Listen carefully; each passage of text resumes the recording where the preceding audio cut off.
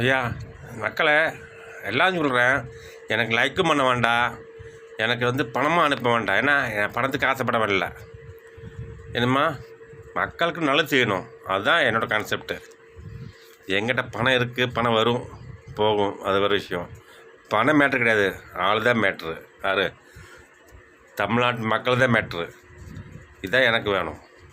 நான் பணமெல்லாம் தேவையே இல்லை எனக்கு. ஆகையால் தமிழ்நாட்டு மக்கள் நல்லா இருக்கணும். அதனால் யாரும் லைக்கும் பண்ண வேண்டாம், யாரும் சப்ஸ்கிரைப் பண்ணி அந்த காசு தேவையில்லை. காசெல்லாம் அனுப்பாதீங்க எனக்கு. ஏன்னா பைசா தேவையில்லை. என் சொந்த காசு என்னோடய சம்பாதிச்சில் சாப்பிடுவேன் நான்.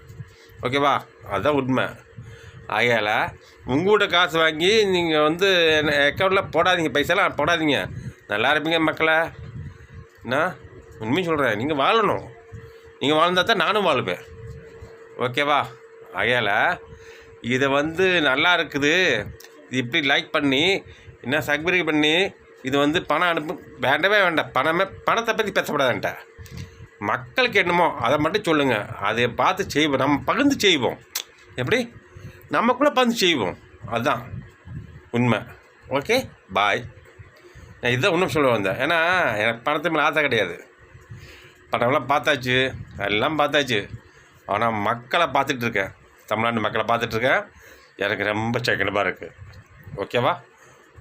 தப்பாக நினச்சிக்காதீங்க.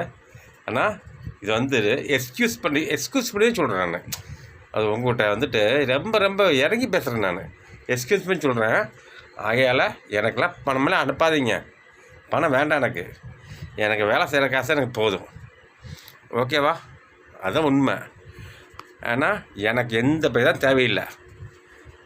எதாக இருந்தாலும் ஏழைப்பாளையங்களுக்கு எதாவது செய்வோம். அதாவது நீங்களும் கூட வந்தால் தான் செய்வேன்.